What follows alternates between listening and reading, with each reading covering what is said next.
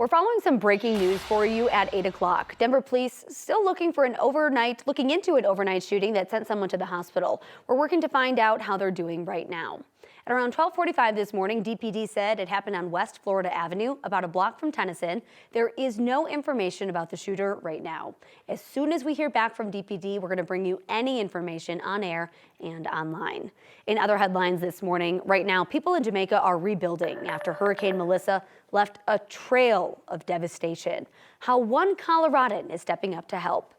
Bad news for some skiers this morning. One resort says it's pushing back its opening day because it's just been too warm.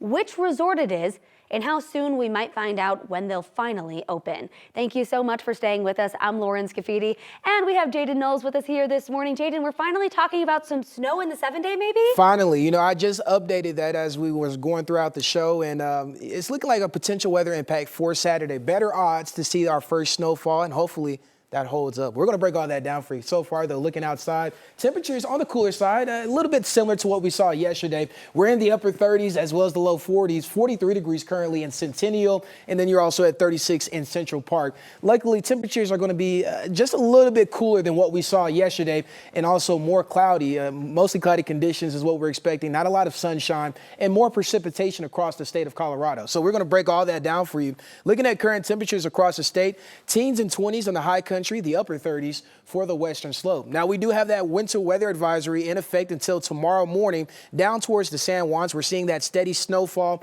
much needed snowfall, because as we know, Purgatory ski resorts yesterday delayed their opening day because it was just so warm. Luckily, now we're seeing that snowfall, and that's going to continue as we head into the afternoon hours. For us across the metro area, I really don't have a lot of precipitation in my forecast, but for the eastern plains, we could see some isolated showers. We're going to break all that down for you and much more, but 54 degrees is what's my forecasted high for today. I'll tell you what to expect as we head into next week, as well as maybe our first snow chances. Lauren? All right, Jaden, thank you so much. New this morning, a suspected driver is in custody after a chase and a standoff with troopers. CSP says they got a call about a possible drunk driver on I-25 just north of 2nd Street around 7:30 last night.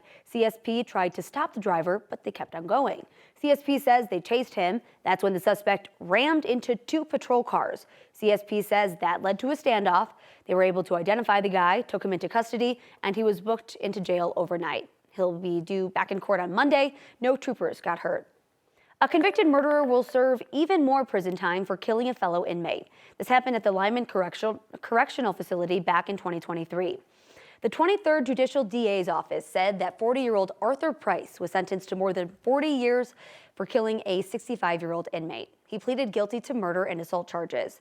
The DA's office says Price was already 12 years into serving a 36-year sentence for murdering a woman. A football player with the University of Alabama at Birmingham is waking up behind bars. He's facing charges of assault and attempted murder. Authorities say offensive lineman Daniel Mincy allegedly stabbed 2 teammates at the UAB football facility. It was just hours before the Blazers faced off against South Florida yesterday. Police say it's not clear what motivated that attack, but they say the 2 players who got stabbed are expected to recover. Right now, federal prosecutors are asking a judge to keep the death penalty as an option in the Luigi Mangione case. Mangione is accused of shooting and killing United Healthcare CEO Brian Thompson last year. He's pleaded not guilty to all charges. His attorneys asked the judge to throw out the federal indictment that makes him eligible for the death penalty. They argued comments from Attorney General Pam Bondi would make it impossible for him to get a fair trial. Prosecutors pushed back in a court filing on Friday, saying that even though it's a high-profile case, there are still ways to make sure Mangione gets a fair trial, like using detailed jury questionnaires. New video this morning showing the moment a Michigan police officer saved a baby's life. It all happened in the middle of a Walmart. The officer that sprung into action says that he was recertified in CPR and he was just in the right place at the right time. We pride ourselves on serving and protecting, but that day especially that was full on protection mode. The kid's mom called 911 because her 5-month-old started choking, eventually going unconscious. She says the situation really could have had a different outcome had that officer not shown up. Thankfully, the baby is happy and healthy. Look at that smile. We have some really crazy new video to show you this morning. Check it out. Flames and a ton of smoke pouring out of this container ship. The fire broke out on the 1 Henry Hudson ship Friday night in San Pedro, California. The ship's crew says an electrical fire came from below deck, then spread to the shipping containers that you see right here. The Los Angeles Fire Department says all 23 members of the crew were okay. Just 1 week after an apartment caught fire in Lakewood, more than 24 people who lost everything are still figuring out what to do next. Jonathan Campos and his family lived in that apartment for 20 years. He tells us the fire broke out in the apartment above theirs while his mother was asleep and alone. For now, Jonathan and his family are living with relatives nearby. While decades of memories may never come back, he's just thankful that his mother was able to get out in time. You're here one day and the other day you don't know what's gonna happen. I am grateful to God that my mom was able to still be with us.